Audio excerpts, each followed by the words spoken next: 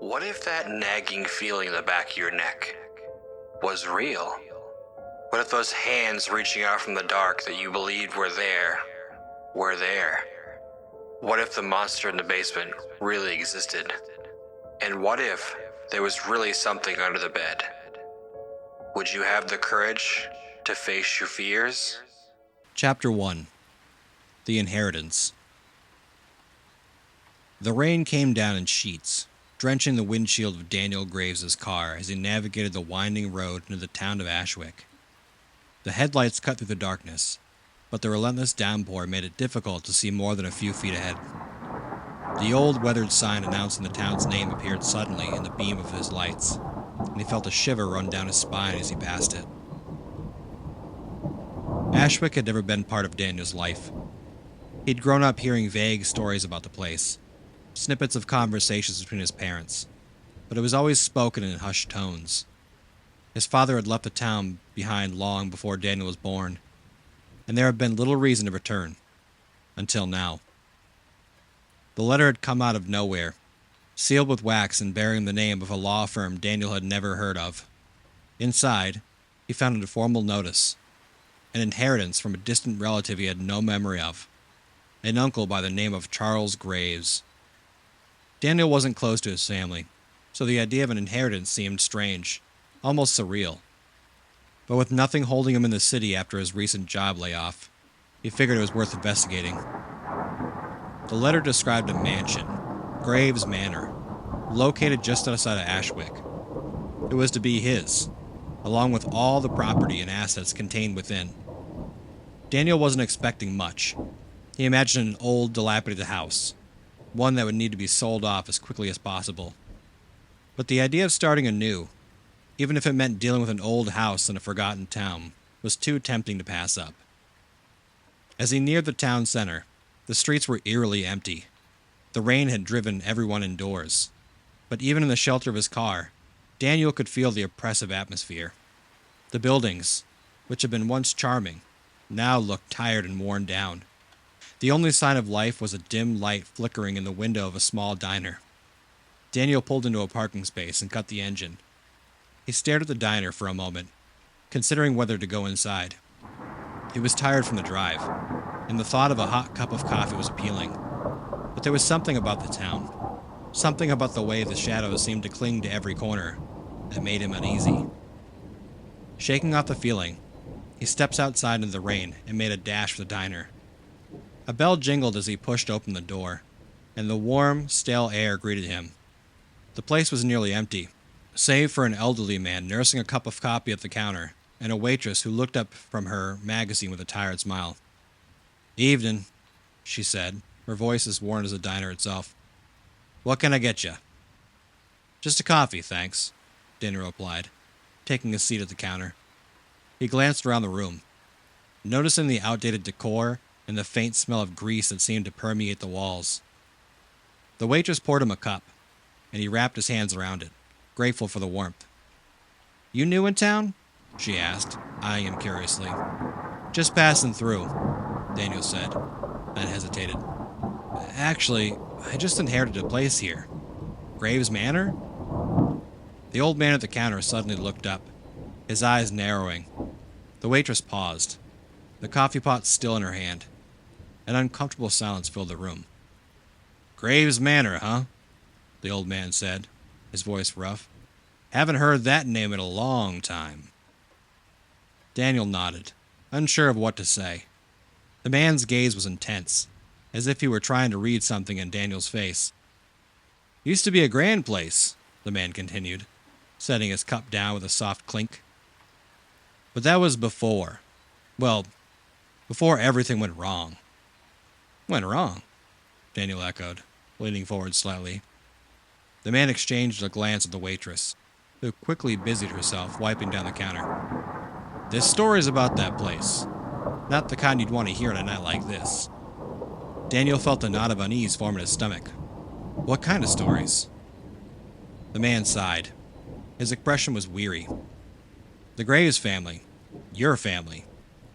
They weren't exactly well liked around here. Kept to themselves mostly. But folks say they were involved in Unnatural things. Things best left buried. Daniel frowned. Unnatural? Experiments, the man said quietly. Communing with the dead. Trying to cheat death itself. It's just old talk now. But back in the day, people swore by it. Said the land was cursed.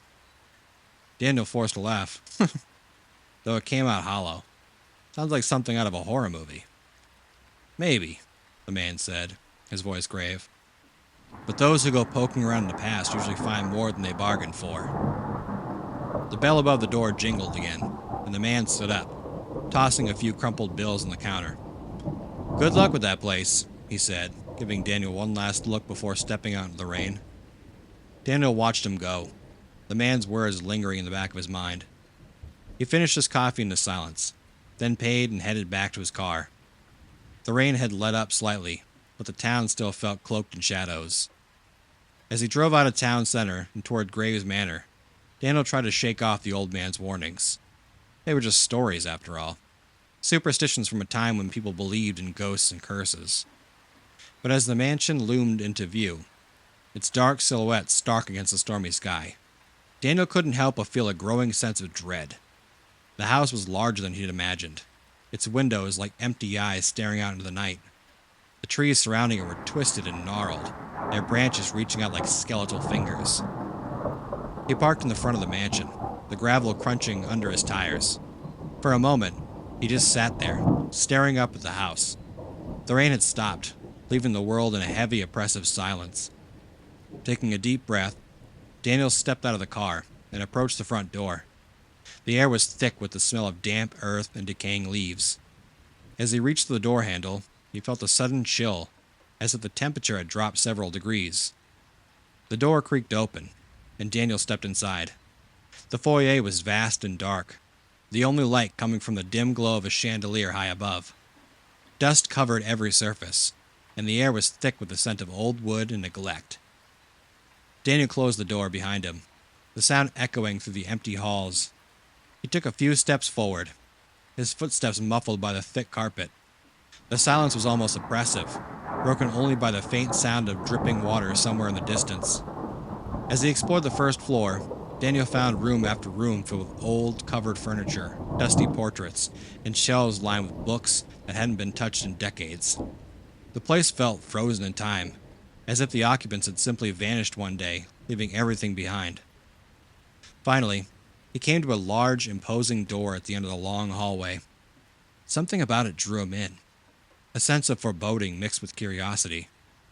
He hesitated for a moment before turning the handle. The room beyond was a study, filled with dark wood furniture and walls lined with bookshelves. A large desk sat in the center, papers strewn across its surface. But what caught Daniel's attention was a small, leather-bound journal lying open on the desk, as if someone had been reading it recently. He picked it up, the leather smooth and worn under his fingers. The pages were filled with neat, precise handwriting, detailing experiments, notes on the occult, and references to something called the Echoes. As Daniel read, a sense of unease settled over him. The journal spoke of rituals, of attempts to contact the dead, and of a terrible price that had to be paid. The last entry was written in hurried scrawl, the words almost illegible. The graves. They echo with the voices of the damned. They are not dead. They are not alive. They are waiting. A sudden noise made Daniel jump, the sound of something heavy being dragged across the floor above him. He froze, heart pounding, listening as the noise stopped as suddenly as it had started. Daniel placed the journal back on the desk, his mind racing. The old man's warnings echoed in his ears, but he wasn't able to let some strange noises and creepy stories scare him off. He'd come this far, and he wasn't going to turn back now. Taking a deep breath, he made his way to the grand staircase, each step creaking under his weight. Whatever was in this house, he was determined to find out. As he climbed, the feeling of being watched grew stronger, the air growing colder with each step. By the time he reached the top, his breath was visible in the frigid air. The hallway stretched out before him, dark and silent. But at the far end, a door stood ajar, a faint light spilling out into the darkness. Daniel's heart raced as he approached the door. Whatever awaited him on the other side, he knew his life was about to change forever. With a trembling hand, he pushed the door open and stepped inside. The room was empty, save for a single large mirror standing in the center. The light came from a flickering candle on the floor, casting long, dancing shadows across the walls. Daniel stared at his reflection in the mirror, his breath catching in his throat. For a moment, everything seemed normal. But then, the reflection of the mirror began to change. Daniel blinked, certain his eyes were playing tricks on him, but there was no denying what he saw. His reflection was no longer mimicking his movements. Instead, it stared back at him with a sinister smile, his eyes glowing faintly with an unnatural light. The figure in the mirror began to move on its own, stepping closer to the glass, as if trying to push its way through. Daniel took a step back, his heart pounding in his chest, but his reflection stayed close to the surface of the mirror, its smile widening. "What are you?" Daniel whispered, his voice trembling. The reflection tilted its head, its eyes narrowing. For a moment, there was silence, the room filled only with the faint crackling of the candle. Then the reflection spoke, its voice a distorted version of Daniel's own, echoing with a hollow, otherworldly quality. "I am what remains," it said. "The echoes of the past, the remnants of the sins of those who came before you. You bear their name, but you know nothing of their deeds, of the darkness they unleashed." Daniel's mind raced as he tried to comprehend what he was hearing. "I don't understand. What do you want?" The reflection's smile faded, replaced by a deep look of sadness. "To be free," it said softly. "We are bound to this place, to the graves that hold our remains. We were promised life beyond death, but instead, we are trapped in this endless torment. And now, you have come to take your place among us." Daniel shook his head, backing away from the mirror. "No, I'm not like them. I didn't do anything." The reflection's eyes flared with a sudden intensity. "It doesn't not matter," it hissed. "The blood of the Graves family runs through your veins. The curse is yours to bear. You cannot escape it." As the words hung in the air, the temperature in the room dropped further, and Daniel felt a cold dread seeping into his bones. The reflection of the mirror began to ripple, the glass warping as if something on the other side was pushing against it, trying to break through. Panicking, Daniel turned to leave the room, but the door slammed shut with a deafening bang. He was trapped. A low rumbling sound filled the room, and Daniel felt the floor beneath him begin to tremble. The mirror was vibrating now, the reflection's distorted image flickering like a broken television screen. The candle on the floor flickered wildly before going out, plunging the room into darkness. Daniel fumbled in the dark, desperately trying to find a way out. His hand brushed against the cold surface of the mirror, and he recoiled, feeling as if the very life was being drained from him. The voices began to whisper, again, growing louder, more insistent, filling his mind with a cacophony of anguish and despair. "Free us! Free us!" Daniel fell to his knees, clutching his head. The voices overwhelming him. He could feel something pulling at him, dragging him closer to the mirror. The air was thick with the smell of earth and decay, and he could hear the faint sound of shovels digging in the ground, as if the dead were preparing their graves. In a moment of clarity, Daniel remembered the journal he had found downstairs. The final entry had mentioned the graves echoing with the voices of the damned. Was this what his ancestors had meant? Was this the true nature of the curse that haunted his family? Summoning the last of his strength, Daniel pushed himself to his feet and stumbled toward the door. He slammed his shoulder against it, the wood groaning under the impact. The voices grew louder, screaming now as if they were right behind him. "Free us!" With a final desperate shove, the door burst open, and Daniel tumbled into the hallway. He scrambled to his feet and ran, not daring to look back. He could feel the cold air nipping at his heels, the darkness pressing in around him. He tore down the grand staircase, nearly tripping over his own feet, and bolted to the front door. His hand fumbled to the lock, his fingers numb from fear and cold. Finally, the door gave way, and he burst out into the night, the rain drenching him as he stumbled down the steps. Daniel didn't stop running until he reached his car. He threw himself inside and slammed the door. his breath coming in ragged gasps. The mansion loomed behind him, dark and silent, but he could still feel the presence of whatever was inside watching him. His hand shook as he fumbled at the keys, finally jamming them into the ignition. The engine roared to life, and without a second thought, Daniel threw the car into gear and sped away from the mansion, the tires kicking up gravel as he tore down the driveway. He didn't stop driving until he was miles away, the mansion nothing but a distant memory in his rearview mirror. Only then did he allow himself to breathe, his hands gripping the steering wheel so tightly his knuckles were white. But even as he tried to convince himself that he was safe, the voices from the mirror echoed in his mind, a haunting reminder that he couldn't escape the past. The curse was real, and it was far from over. As Daniel drove into the night, he knew one thing for certain. Whatever dark secrets his family had buried, they were starting to resurface, and whether he liked it or not, he was now a part of the nightmare. The echoes of the past had found him, and they weren't going to let go. Chapter 2. The Unseen. The rain continued to pour as Daniel drove through the night, the wipers struggling to keep the windshield clear. His thoughts raced, replaying the events at the mansion over and over. The reflection, the voices, the cold. None of it made sense, but one thing was clear. Whatever haunted Graves Manor was beyond anything he could rationalize or dismiss. He didn't know where he was going, only that he needed to put as much distance between himself and the mansion as possible. The narrow country roads twisted through dense forests. The trees loomed like dark sentinels, their branches clawing at the sky. Every shadow seemed alive, every sound amplified in the oppressive silence that had settled after the rain finally let up. After what felt like hours, Daniel's exhaustion began to catch up with him. His eyes burned from the lack of sleep, and the adrenaline that had been keeping him going was wearing off, leaving him feeling drained. He needed to stop, to rest, and to figure out what to do next.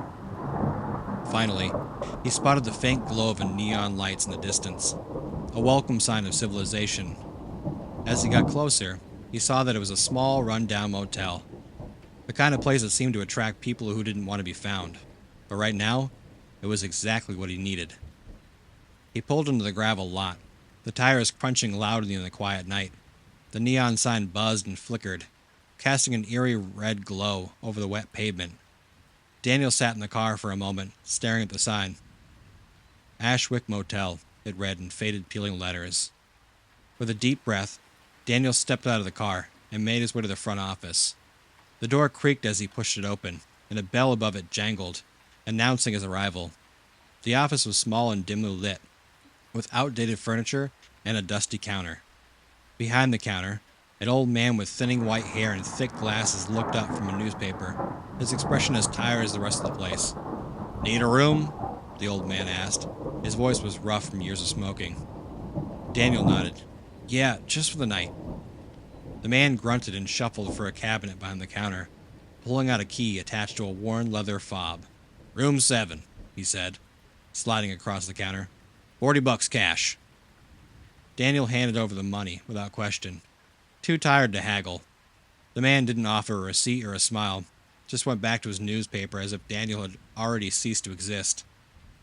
With the key in his hand, Daniel walked out into the row of rooms. The rain had stopped completely, leaving the air cool and damp. He found room 7 at the end of the row, its door scratched and weathered. The key turned with a reluctant click, and Daniel stepped inside. The room was as shabby as the rest of the motel, stained carpet, peeled wallpaper, and a bed that sagged in the middle. But it was quiet, and right now, that was all Daniel cared about. He dropped his bag on the floor and collapsed into the bed, the springs creaking under his weight. He stared up at the ceiling, his mind still spinning with the events of the night. He needed answers, but he had no idea where to start. The journal he had found at the mansion might have some clues, but it had been too dark to make out much of what was written. And whatever the reflection had been, whether it was some ghostly remnant or something more sinister, Daniel wasn't sure he wanted to know. He closed his eyes, trying to push the thoughts away, but sleep didn't come easily. Every time he started to drift off, he heard the echo of those voices, felt the chill of the mirror's presence, saw the twisted smile of his own reflection. He tossed and turned, his mind unable to find peace. At some point in the night, Daniel's exhaustion finally overtook him, and he fell into a restless sleep. His dreams were filled with shadows, whispers, and glimpses of faces he didn't recognize, but somehow knew were important. The mansion appeared again, and again, its dark halls twisting and shifting like a living thing, each door he opened revealing another nightmare. He dreamed of the cemetery behind the mansion, the graves he hadn't seen yet, but knew were there. In his dream, the ground was disturbed, the earth freshly turned, as if something had clawed its way out. The air was thick with the scent of decay, and fog rolled in, obscuring everything, with the faint glow of candles flickering in the distance. He heard the voices again, louder this time, calling his name, begging for release. "Daniel, free us! Free us!" The voices grew louder, more insistent, until they became a cacophony of screams that made him cover his ears and fall to his knees. He wanted to run, to wake up, but something held him in place, forcing him to confront the horror before him. The fog parted, and Daniel saw the mirror from the mansion, standing in the middle of the cemetery. His reflection was there, watching him with that same twisted smile. But this time, the reflection wasn't alone. Behind it, shadowy figures moved, their faces obscured, their eyes glowing with the same unnatural light. They reached out to him, their hands passing through the glass as if it were water. He tried to back away, but the ground beneath him gave way, and he fell, the earth swallowing him whole. Daniel jolted awake, his heart pounding in his chest, his breath coming in ragged gasps. He was drenched in sweat, his sheets tangled around him. For a moment, he didn't know where he was. The dream was so vivid it took a few seconds to remember he was in a motel room, not the cemetery. He sat up, running a hand through his damp hair, trying to steady his breathing. The room was dark, the only light coming from the weak glow of the street lamp outside the window. He glanced at the clock on the nightstand. It was just after 3 a.m. Daniel knew he wasn't going to get any more sleep that night. The dream had shaken him, leaving him with a lingering sense of dread. He needed to understand what was happening, to figure out what his family had done and how he could escape the curse that seemed to be closing in on him. With a resigned sigh, he swung his legs off the side of the bed and stood up. His body ached from the tension and fear, but his mind was clearer now, focused on finding answers. He needed to go back to the mansion, back to the journal, and uncover the truth, no matter how terrifying it might be.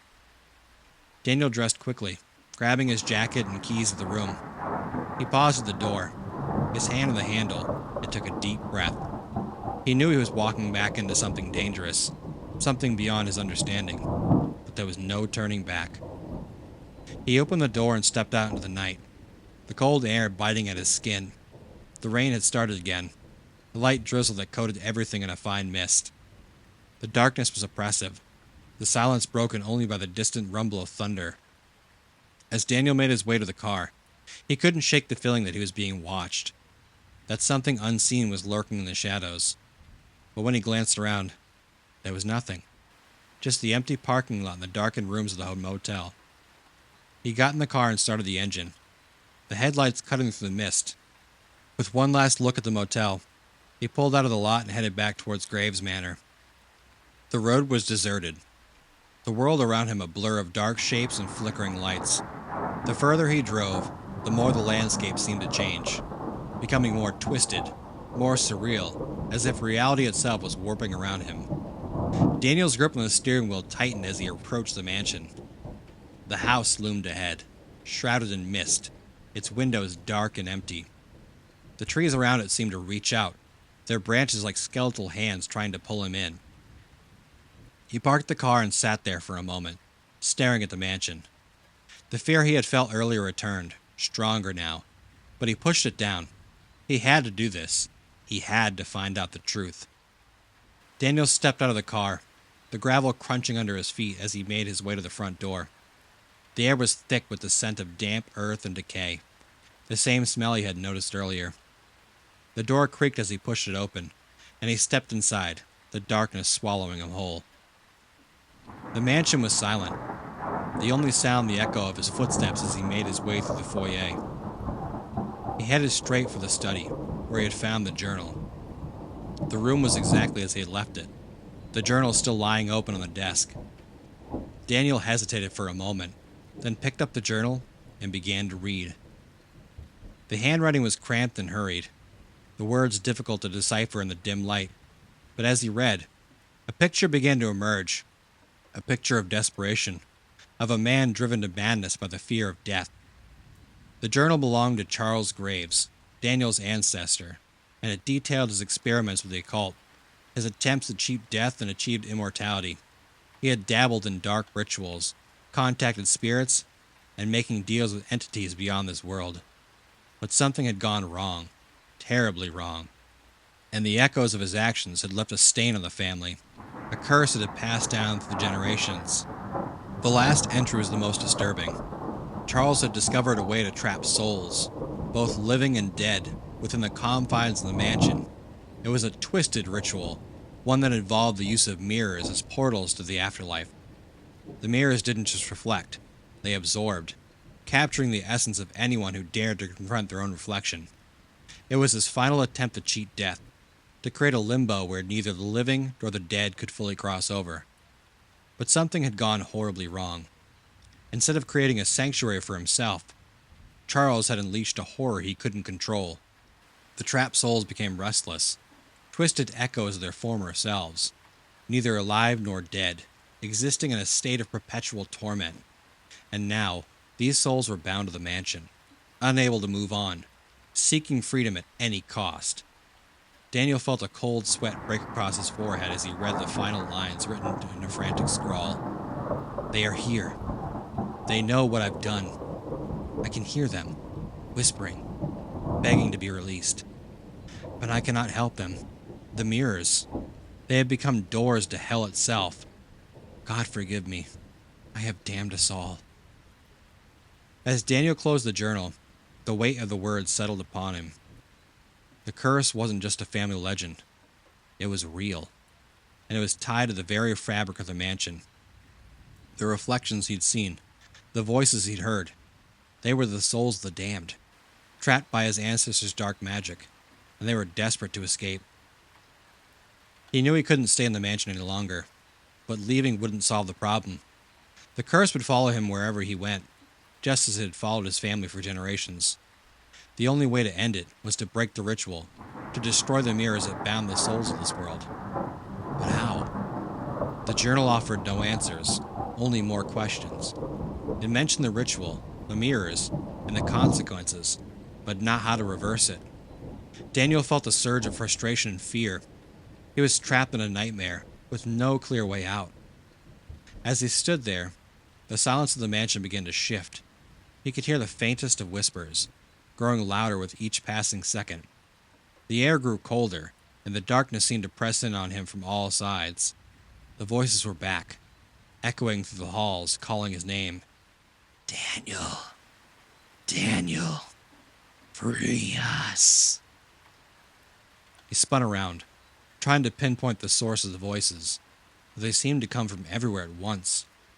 The mansion felt alive, as if the very walls were pulsing with the energy of the trapped souls.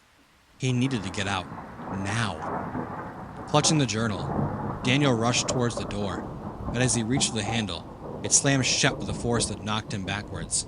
The voices grew louder, almost deafening, and the temperature of the room plummeted. In the dim light, Daniel saw something moving in the shadows. Figures, emerging from the walls, their forms indistinct but terrifying. They were the echoes, the souls trapped by Charles's ritual, and they were no longer content to remain in the background. They were coming for him. Desperate, Daniel backed away from the door, his mind racing for a solution. The mirrors. The mirrors were the key. If he could find a way to destroy them, maybe he could break the curse. But where were they? He hadn't seen any mirrors since the one in the upstairs room. As if in response to his thoughts, the whispers coalesced into a single, chilling voice. Upstairs, in the room. Find the mirror. Destroy it.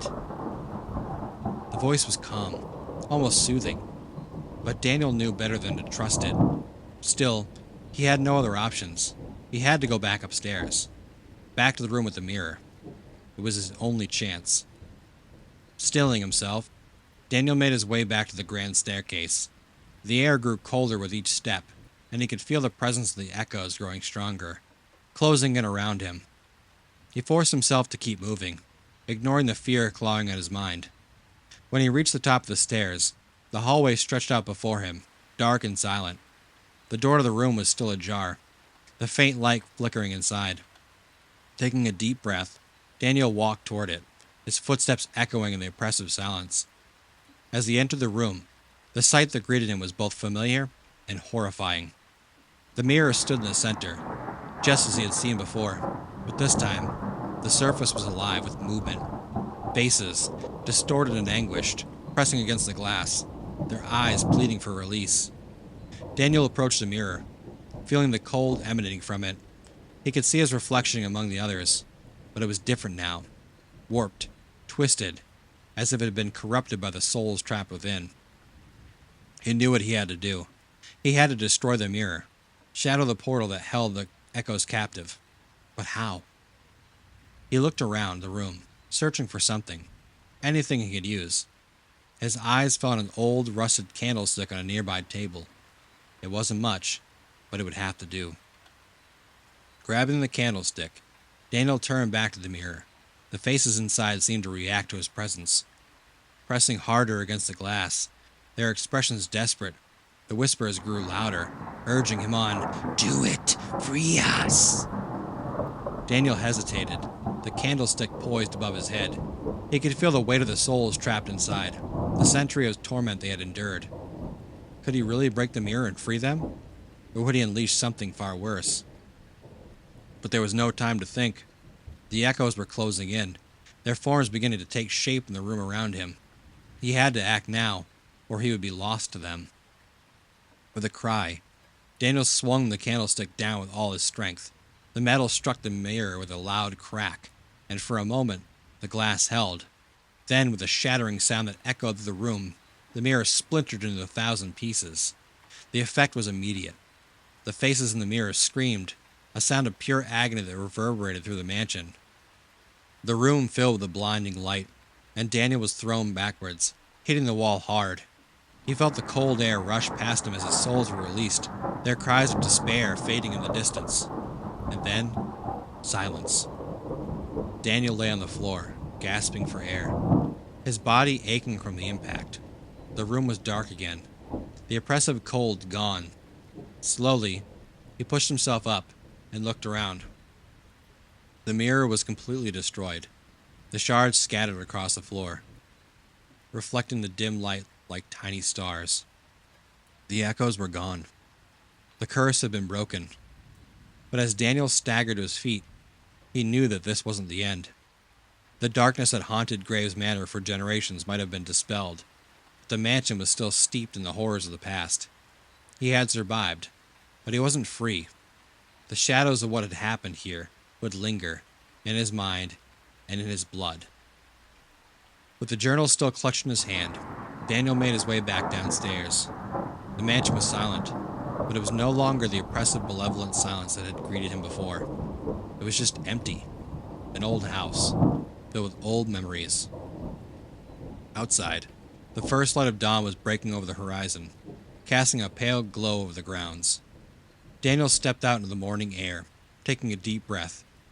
It was over. Whatever had happened in that house, whatever horrors had been unleashed, it was finally over. But as he walked away from the mansion, leaving the echoes and the cursed past behind, he couldn't shake the feeling that something was still watching him, something that wasn't quite done with him yet. Daniel didn't look back. He got into his car and drove away, the mansion receding in his rearview mirror. But even as he left Ashwick behind, the echoes of that night stayed with him, whispering in the back of his mind. The curse was broken, but the darkness had left its mark, and Daniel knew that no matter how far he ran, some shadows could never be escaped.